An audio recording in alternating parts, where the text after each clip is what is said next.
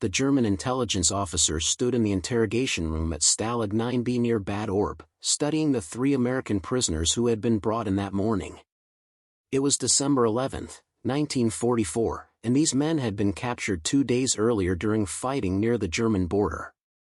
Hauptmann Friedrich Weber had interrogated hundreds of prisoners during his 4 years of service: British commandos, French resistance fighters, Russian partisans.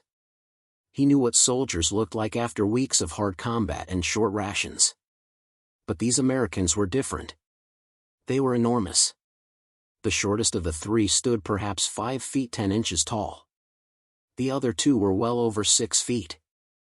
All 3 had broad shoulders, thick wrists, and a physical presence that seemed impossible for men who had supposedly been in continuous combat for weeks. Weber had ordered them weighed and measured as part of standard documentation procedures. The tallest weighed 193 pounds. Even after days without proper meals, even after the stress of capture and forced marching, these men looked healthier than many German soldiers Weber saw daily in rear area positions. If you're enjoying this deep dive into the story, hit the subscribe button and let us know in the comments from where in the world you are watching from today. Weber opened the file on his desk and compared the measurements to Wehrmacht standards. The average height of German soldiers conscripted in 1944 was 5 feet 7 inches, nearly 3 inches shorter than the shortest American in this room. The weight disparity was even more striking. German soldiers in the same height range typically weighed 150 to 160 pounds. These Americans, even after combat and captivity, exceeded that by 30 to 40 pounds. The intelligence officer had seen similar patterns in previous interrogations. Every batch of American prisoners showed the same characteristics. They were taller, heavier, and appeared better nourished than their German counterparts. Their uniforms, when examined, revealed extraordinary quality in manufacturing. Wool overcoats that were actually warm. Boots with rubber soles that did not disintegrate in wet conditions. Undershirts in multiple layers. Even their field rations, when captured supplies were analyzed, contained more calories and better nutrition than what German frontline troops received. Weber picked up a report that had been circulating through Wehrmacht intelligence channels for months. It was a comparative analysis of American and German military personnel based on measurements taken from thousands of prisoners and casualties on both sides. The conclusions were uncomfortable. American soldiers averaged 3.5 inches taller than their German counterparts. They weighed on average 35 pounds more. Medical examinations of American dead and wounded revealed dental work of a quality that was considered luxury even in peacetime Germany. Their bones showed no signs of childhood malnutrition. Their muscle development indicated years of adequate protein intake. The physical disparity raised questions that made German officers deeply uncomfortable. If American soldiers were this much larger and healthier, what did that reveal about the relative industrial and agricultural capacity of the 2 nations? If the United States could afford to feed its population so well that even its frontline infantry were overfed by German standards, what other advantages did America possess? What did it mean for Germany's chances in this war when the enemy's soldiers looked like this before the fighting even started? Weber closed the file and looked again at the 3 Americans standing before him. They were tired, certainly. They were dirty from combat. But underneath the exhaustion and grime, they looked like men who had never missed a meal in their entire lives. That simple observation, that undeniable physical reality, suggested something about the war that German propaganda had been carefully avoiding. This was not a conflict between equals. This was not a test of military skill or national will that Germany could win through superior training or fighting spirit. This was a confrontation between industrial systems, between economies, between nations with fundamentally different capacities to wage modern war. And the Americans standing in this interrogation room, with their extra inches of height and their extra pounds of muscle, were the living embodiment of that disparity. The Wehrmacht of 1944 was not the Wehrmacht of 1939. The army that had conquered Poland in 4 weeks, that had crushed France in 6 weeks, that had driven to the gates of Moscow and Leningrad, had been bled white by 3 years of brutal warfare on the Eastern Front. But German military leadership still maintained certain fundamental beliefs about the quality of their forces and the superiority of German military doctrine. These beliefs were rooted in genuine accomplishments. The German military tradition stretched back through Prussia, through Frederick the Great, through a culture that had made military excellence a national obsession. German officers attended military academies that were among the finest in the world. They studied Clausewitz and Moltke. They practiced combined arms warfare and mobile operations with a sophistication that few other armies could match. The doctrine of Auftragstaktik, mission-type orders that empowered subordinate commanders to use initiative, had proven devastatingly effective in the early years of the war. German infantry training emphasized physical conditioning, weapons proficiency, and small unit tactics. Recruits underwent months of rigorous preparation before being sent to combat units. They learned to shoot accurately, to move under fire, to dig proper defensive positions, to coordinate infantry weapons with armor and artillery. The training was harsh, demanding, and effective. German infantrymen were expected to be tough, disciplined, and capable of enduring hardships that would break less determined soldiers. The physical standards for Wehrmacht recruits reflected this emphasis on toughness. In 1939, the minimum height requirement had been 5 feet 5 inches, with a minimum weight of 130 pounds. By 1944, with casualties mounting and manpower increasingly scarce, these standards had been relaxed. Men as short as 5 feet 3 inches were being accepted. The minimum weight had dropped to 120 pounds. Age limits had expanded to include men in their late 40s and even early 50s for rear area units. But German propaganda insisted these relaxed standards did not indicate weakness. Newspapers and radio broadcasts celebrated the resilience of German soldiers who could endure hardships that would defeat softer, more comfortable enemies. The Lancer, the common German infantryman, was portrayed as lean, tough, and efficient. He did not need excess bulk. He was a fighting man, not a well-fed civilian in uniform. German soldiers in 1944 received approximately 3,000 calories per day when in front-line positions, at least according to official ration scales. The reality was often less. Supply difficulties, partisan attacks on transport, Allied air superiority, and simple corruption meant that front-line troops frequently received considerably less than the official allotment. A typical daily ration included bread, ersatz coffee made from roasted grain, margarine, a small amount of sausage or cheese, and occasionally jam or honey. Fresh vegetables were rare. Fresh meat was rarer still. The diet was sufficient to prevent starvation but inadequate for men engaged in heavy physical labor under combat conditions. By comparison, Wehrmacht intelligence reports noted that American soldiers received rations calculated to provide 4,000 to 4,500 calories per day. The rations included not just bread and ersatz substitutes, but actual coffee, chocolate, sugar, canned meat, dried fruit, cigarettes, and chewing gum. Medical officers analyzing captured American ration kits were astonished at the variety and quality. One report, dated October 1944, noted that a single American K ration contained more meat than a German soldier received in 3 days. But German leadership dismissed these observations. Yes, American rations were generous, even wasteful. That was simply evidence of American materialism and lack of discipline. A truly tough soldier did not need so much food. The lean German Lancer, hardened by years of combat, was worth 3 or 4 of these overfed Americans. Fighting spirit and training would overcome any material disadvantages. This was the ideology that sustained German commanders as they planned operations against American forces. This was the belief system that made sense of Germany's continued resistance despite mounting losses. This was the worldview that was about to collide with battlefield reality. German intelligence assessments of American military capabilities before 1944 had been shaped by a mixture of accurate observation, wishful thinking, and ideological prejudice. The reports acknowledged certain American strengths, particularly in industrial production and material resources. But they consistently downplayed American fighting quality, training, and combat effectiveness.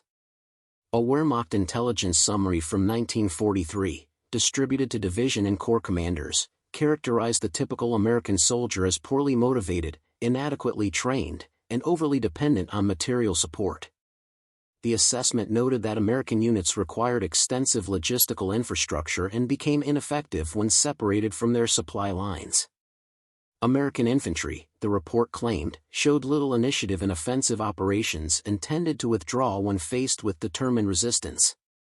American soldiers were too comfortable, too accustomed to easy living, to be truly effective in sustained combat. These assessments were not entirely without basis. Early American combat performance in North Africa during Operation Torch in November 1942 had been mixed at best. At Kasserine Pass in February 1943, German forces under Erwin Rommel had inflicted a sharp defeat on inexperienced American units. The Americans had shown poor combined arms coordination, inadequate reconnaissance, and a tendency to panic under pressure. German officers who fought at Kasserine came away convinced that American troops were second-rate soldiers who could be defeated through superior tactics and fighting spirit. German propaganda amplified these themes for domestic consumption. American soldiers were portrayed as gangsters in uniform, men from a degenerate culture who lacked the discipline and martial virtue of German warriors. They were soft city dwellers who crumbled when faced with hardship. They were immigrants and minorities who felt no loyalty to their mongrel nation. They were materialists who cared more about comfort than glory, more about survival than victory. Radio broadcasts and newspaper articles mocked American combat performance. Cartoons depicted fat American soldiers cowering behind walls of supplies while lean, hard German infantrymen advanced with rifles and determination. Speeches by Nazi officials contrasted the decadent American with the heroic German soldier who asked for nothing more than a weapon and a chance to fight for the fatherland. This narrative served multiple purposes. It maintained morale among German troops and civilians by suggesting that Germany could still win despite being outnumbered and outproduced. It provided an explanation for why the war was taking longer than initially promised. The Americans were throwing unlimited resources at the problem rather than actually fighting well. It reinforced Nazi ideology about racial superiority and the superiority of German culture and military tradition. But beneath the propaganda, some German officers harbored deeper concerns. They had seen American air power devastate German cities and infrastructure.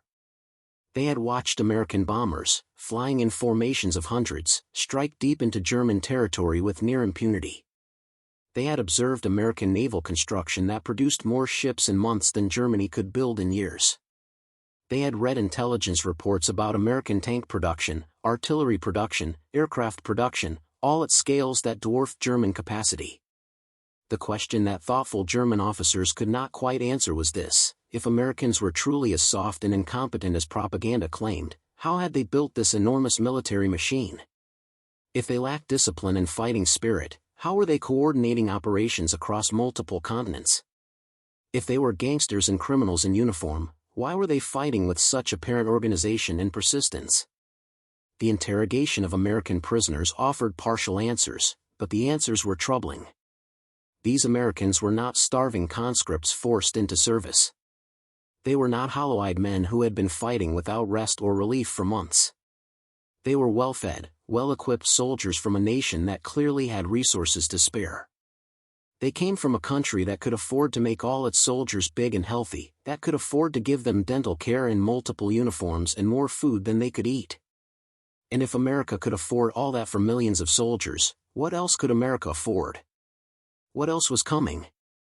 The first large-scale combat between Wehrmacht forces and the United States Army in Western Europe began on June 6, 1944, when American troops landed on Utah and Omaha beaches in Normandy. The German units that opposed them that morning represented a cross-section of Wehrmacht capabilities in the fifth year of the war. Some were veteran formations transferred from the Eastern Front. Others were static coastal defense divisions composed of older men and former wounded soldiers deemed unfit for mobile operations. Oberst Fritz Ziegelmann, operations officer of the 352nd Infantry Division defending Omaha Beach, watched the landing from his command post on the heights above the beach. His division was considered a quality formation by 1944 standards, with 7 months of coastal defense training and a corps of experienced officers and non-commissioned officers. They had prepared elaborate defenses, mines, obstacles, interlocking fields of fire from concrete bunkers and trench positions. As the first American landing craft approached the beach at 0630 hours, Ziegelman felt confident. The obstacles would channel the Americans into killing zones. The beach was wide open, offering no cover. Machine guns and mortars had pre-registered firing solutions for every section of sand. Artillery from positions inland could reach any point on the beach. The Americans would be slaughtered before they reached the seawall. The initial assault waves suffered exactly as Ziegelman predicted. American soldiers waiting ashore under heavy loads struggled through chest-deep water while German machine guns cut them down. Bodies piled up at the water's edge. Landing craft exploded from mine strikes and artillery hits. The beach became a chaos of smoke, fire, and dying men. For the first hour, everything went according to German defensive doctrine. But then Ziegelman noticed something unexpected. The Americans were not withdrawing. Despite casualties that should have broken any assault, despite the overwhelming firepower directed at them, the Americans kept coming. More landing craft arrived. More troops poured ashore. Engineers cleared obstacles under fire. Infantry worked their way forward in small groups, using whatever cover they could find: dead ground, knocked out vehicles, bodies of fallen soldiers. And when American soldiers reached positions where they could return fire, they brought firepower that shocked German defenders. Every American infantry squad, Ziegelman learned from prisoners taken that day, included a Browning automatic rifle, a 20-pound weapon that could deliver sustained automatic fire with devastating effect. German squads had a single MG-42 machine gun and relied on bolt-action rifles for the remaining men. The Americans had semi-automatic M1 Garand rifles as standard equipment for every rifleman, weapons that could fire 8 rounds as fast as a soldier could pull the trigger without working a bolt between shots. The volume of fire American infantry could generate was unlike anything German soldiers on the Western Front had experienced. A single American squad could deliver more aimed fire than a German squad twice its size. When American forces secured a position, they immediately brought forward mortars, machine guns, and anti-tank weapons. The quantity of crew-served weapons in American infantry units exceeded German tables of organization by factors of 2 or 3. By midday, American troops had fought their way off Omaha Beach and were pushing inland. The 352nd Division had inflicted perhaps 3,000 casualties, a significant toll. But the Americans had 34,000 men ashore by nightfall on Omaha alone, with thousands more landing on Utah Beach to the west. Equipment poured across the beaches: tanks, trucks, artillery pieces, supplies in quantities that seemed impossible. Ziegelman's after-action report, filed 3 days later, noted the extraordinary resilience and firepower of American infantry. These were not the poorly trained, unmotivated soldiers that intelligence summaries had described. These were tough, well-equipped troops who fought with determination and who possessed material advantages that changed the mathematics of infantry combat. A German squad of 10 men with 1 machine gun and 9 rifles could not trade fire effectively with an American squad of 12 men with a Browning automatic rifle, 12 semi-automatic rifles, and seemingly unlimited ammunition. The physical size of American soldiers was mentioned specifically in multiple reports from Normandy. German soldiers who engaged Americans at close range consistently noted that their opponents were larger, stronger, and appeared better nourished than Wehrmacht troops. Lieutenant Hans von Locke commanded a battalion of the 21st Panzer Division in Normandy during the summer of 1944.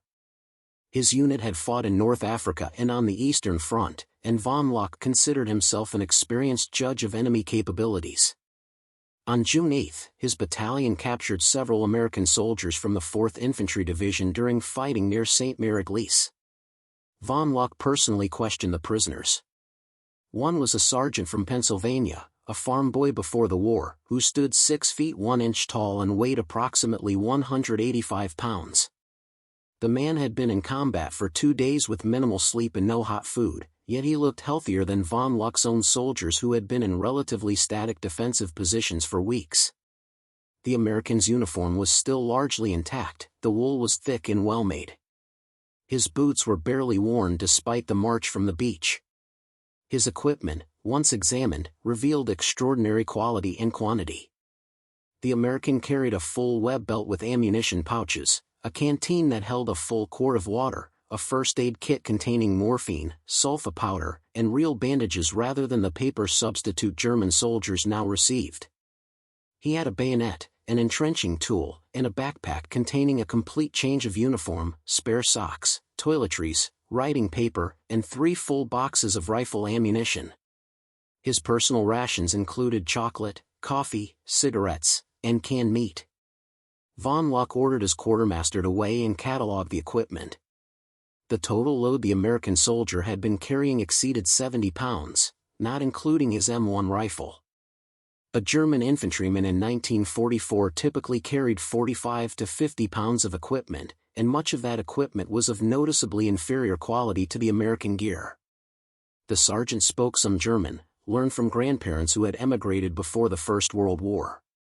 Von Luck asked about his training. The American explained he had undergone 17 weeks of basic training at Camp Crofton, South Carolina, followed by advanced infantry training, followed by unit training with his division. The training emphasized physical conditioning, weapons proficiency, small unit tactics, and combined arms operations. The sergeant had fired thousands of rounds of ammunition during training, a quantity that exceeded what most German soldiers fired in their entire military career. The American mentioned, almost casually, that his division had trained with live artillery support, live tank support, and live air support. They had practiced calling and fire missions, coordinating with armor, and communicating with aircraft. They had rehearsed beach landings multiple times using specialized landing craft. The level of preparation, the expenditure of resources on training, suggested an army with resources to spare. Von Luck asked about food. The sergeant described meals during training and during the transit across the Atlantic. Breakfast typically included eggs, bacon, toast, coffee, and fruit. Lunch and dinner featured meat, vegetables, bread, dessert. The quantities were generous, soldiers could eat as much as they wanted. Even aboard ship, crossing to England, the food had been adequate if not luxurious. Since landing in France, the sergeant had been eating field rations, but even those contained more calories and variety than von Luck's own daily rations as an officer. The questioning revealed something that German intelligence had failed to fully appreciate. The United States was not simply outproducing Germany in weapons and equipment. America was investing vastly more resources in preparing each individual soldier for combat. The training was longer, more thorough, and more resource-intensive. The equipment was better and more abundant. The logistics system ensured that soldiers in combat received regular supplies of food, ammunition, and replacement equipment. If you find this story engaging, please take a moment to subscribe and enable notifications. It helps us continue producing in-depth content like this. Von Luck released the prisoners to higher headquarters for formal interrogation and returned to his unit. That evening, he gathered his company commanders and shared what he had learned. The Americans they were fighting were not the soft, poorly trained troops that propaganda had described. They were professional soldiers from a nation that could afford to make every individual soldier significantly more capable than the Wehrmacht could manage with its depleted resources and shrinking industrial base. One of von Luck's company commanders asked the obvious question.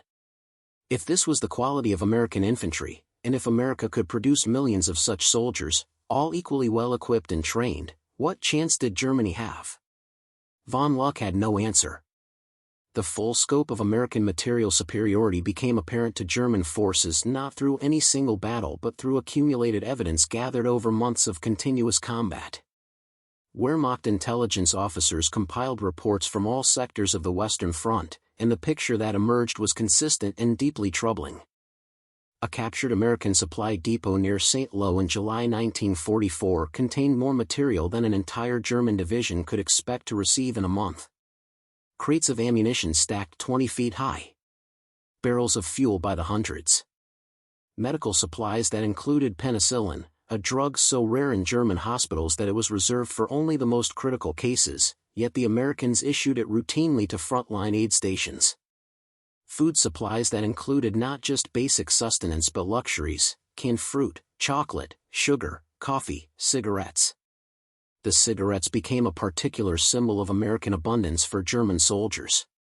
American troops received free cigarettes as part of their rations. The quality was excellent, far superior to the ersatz tobacco German soldiers could obtain even when supplies were available. German soldiers would risk their lives to recover cigarette packages from dead Americans. A single American cigarette could be traded for significant quantities of German military scrip or other goods. The fact that Americans received such items routinely, that they often discarded partially smoked cigarettes, suggested a level of material wealth that bordered on incomprehensible. German officers examining captured American vehicles were equally impressed and disturbed. A standard American Jeep, the quarter-ton truck that seemed to be everywhere in American units, was better built than most German staff cars. The engine was reliable, the suspension was robust, the vehicle could traverse terrain that would stop German trucks. And the Americans had tens of thousands of these vehicles, so many that they used them casually for tasks German forces would accomplish on foot or with horse-drawn transport. American trucks were a revelation in themselves. The 2.5-ton GMC truck, which Americans called a deuce and a half, could carry loads that required 2 German trucks. It was standardized, meaning parts were interchangeable, and it was produced in such quantities that American units could afford to abandon vehicles that broke down rather than repair them in the field. German mechanics examining these trucks found them well-designed and robust, built to last but also built in such quantities that individual vehicles were expendable. The medical treatment American soldiers received shocked German doctors who treated wounded American prisoners. Every American soldier carried a first aid kit with morphine syringes, small tubes of morphine with an attached needle that could be self-administered for pain relief. German soldiers, by 1944, often had no morphine available even in battalion aid stations. American soldiers had it in their individual equipment.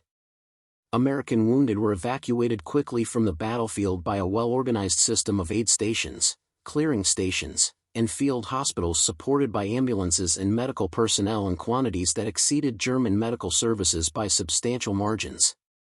American battlefield medicine saved soldiers who would have died in German care simply because the Americans had more doctors, more supplies, and more ability to evacuate wounded men to proper surgical facilities. The blood plasma that American medics used routinely was another stark example. Germany had the medical knowledge to produce plasma, but lacked the industrial capacity and logistics to make it available at the front in useful quantities. Americans had plasma everywhere, at every level from battalion aid stations forward. The difference in survival rates between American and German wounded reflected not just medical knowledge but industrial capacity to produce and distribute medical supplies. A German medical officer captured in August 1944 told his interrogators that the American medical system he had observed while being treated for his wounds was superior not because American doctors were better trained, they were not, but because Americans had unlimited supplies and could afford to use resources German doctors had to conserve or do without entirely. The psychological impact of these discoveries spread through the Wehrmacht during the autumn and winter of 1944. German soldiers who had been told they were fighting soft, undisciplined Americans discovered instead that they faced tough, well-equipped troops who could match German tactical skill while enjoying overwhelming material advantages. The realization was demoralizing in ways that combat defeats alone could not achieve. Major General Rudolf von Gersdorf, Chief of Intelligence for German Army Group B in the West, compiled comprehensive assessments of American capabilities based on interrogations, captured documents, and battlefield observations. His reports, distributed to corps and division commanders, painted a picture that contradicted years of propaganda. American infantry, when properly led and supported, fought with skill and determination. American artillery was devastating, both in quantity and accuracy. American air support was constant and effective. American logistics was so robust that frontline units received regular supplies even during active operations. But the most demoralizing aspect was not American tactical competence. It was the casual abundance of everything. German soldiers who overran American positions during local counterattacks found foxholes stocked with rations, ammunition, and equipment in quantities that exceeded what German troops received during prepared offensive operations. American soldiers discarded equipment that German soldiers would have treasured. Empty ration cans, half-smoked cigarettes, worn clothing, all were scavenged eagerly by German troops who had learned to make do with far less. A captured American supply depot near St. Lo in July 1944 contained more material than an entire German division could expect to receive in a month. Crates of ammunition stacked 20 feet high. Barrels of fuel by the hundreds. Medical supplies that included penicillin, a drug so rare in German hospitals that it was reserved for only the most critical cases, yet the Americans issued it routinely to frontline aid stations. Food supplies that included not just basic sustenance but luxuries, canned fruit, chocolate, sugar, coffee, cigarettes. The cigarettes became a particular symbol of American abundance for German soldiers. American troops received free cigarettes as part of their rations. The quality was excellent, far superior to the ersatz tobacco German soldiers could obtain even when supplies were available. German soldiers would risk their lives to recover cigarette packages from dead Americans. A single American cigarette could be traded for significant quantities of German military scrip or other goods. The fact that Americans received such items routinely, that they often discarded partially smoked cigarettes, suggested a level of material wealth that bordered on incomprehensible. German officers examining captured American vehicles were equally impressed and disturbed. A standard American Jeep, the quarter-ton truck that seemed to be everywhere in American units, was better built than most German staff cars. The engine was reliable, the suspension was robust, the vehicle could traverse terrain that would stop German trucks. And the Americans had tens of thousands of these vehicles, so many that they used them casually for tasks German forces would accomplish on foot or with horse-drawn transport. American trucks were a revelation in themselves. The 2.5-ton GMC truck, which Americans called a deuce and a half, could carry loads that required 2 German trucks. It was standardized, meaning parts were interchangeable, and it was produced in such quantities that American units could afford to abandon vehicles that broke down rather than repair them in the field. German mechanics examining these trucks found them well designed and robust, built to last but also built in such quantities that individual vehicles were expendable. The medical treatment American soldiers received shocked German doctors who treated wounded American prisoners. Every American soldier carried a first aid kit with morphine syringes, small tubes of morphine with an attached needle that could be self-administered for pain relief. German soldiers, by 1944, often had no morphine available even in battalion aid stations. American soldiers had it in their individual equipment. American wounded were evacuated quickly from the battlefield by a well-organized system of aid stations, clearing stations, and field hospitals supported by ambulances and medical personnel in quantities that exceeded German medical services by substantial margins. American battlefield medicine saved soldiers who would have died in German care simply because the Americans had more doctors, more supplies, and more ability to evacuate wounded men to proper surgical facilities. The blood plasma that American medics used routinely was another stark example.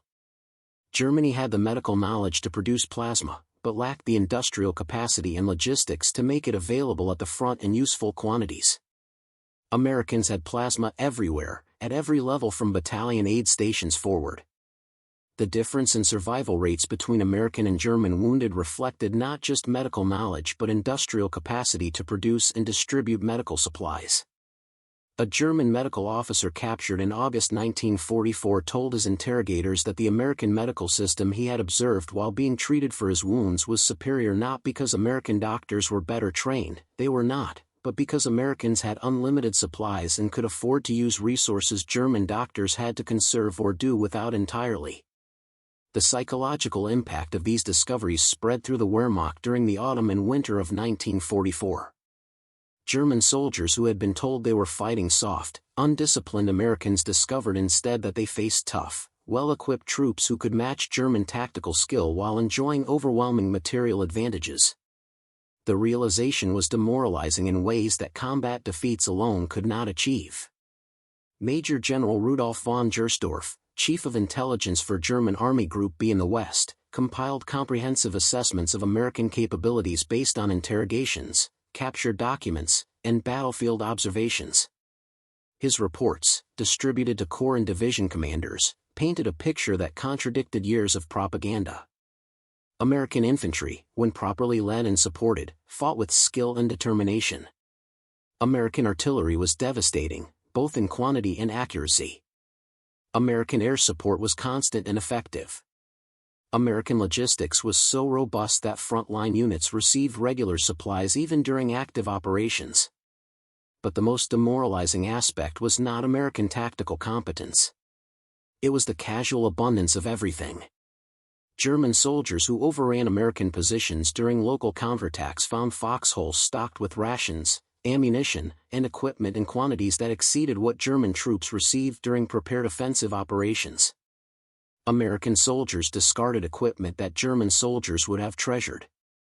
Empty ration cans, half-smoked cigarettes, worn clothing, all were scavenged eagerly by German troops who had learned to make do with far less. German soldiers advancing on foot or in half-tracks found themselves racing against American units moving in heated trucks on paved roads. The physical toll was stark. German infantry marched through snow and freezing temperatures while carrying full combat loads. Many had inadequate winter clothing. Boots fell apart in wet conditions. Food supplies were irregular. Fuel shortages meant that German tanks and vehicles frequently ran out of gas miles short of their objectives.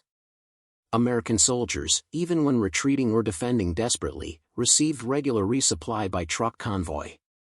They had winter uniforms, insulated boots, wool gloves, and heavy overcoats. They had hot food brought forward by mobile kitchens. They had ammunition delivered in quantities that allowed them to fire freely without conserving every round. When American units were surrounded, as happened at Bastogne, supplies were dropped by air, tons of ammunition, food, and medical supplies delivered by cargo aircraft flying through German anti-aircraft fire.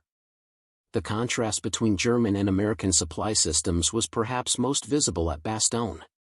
The 101st Airborne Division and attached units, surrounded by German forces, received over 150 tons of supplies by air during the siege.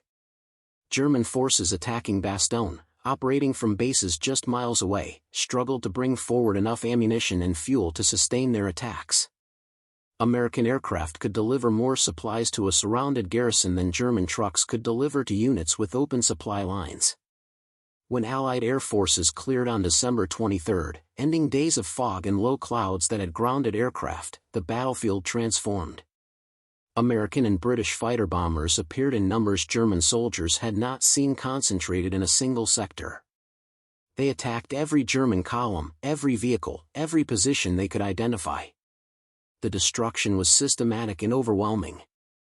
By January 1945, when German forces withdrew from the Bulge salient back to their starting positions, the offensive had accomplished nothing except to accelerate Germany's collapse. The Wehrmacht had lost approximately 100,000 men killed, wounded, or captured. Over 800 tanks and assault guns were destroyed or abandoned. Fuel reserves were exhausted.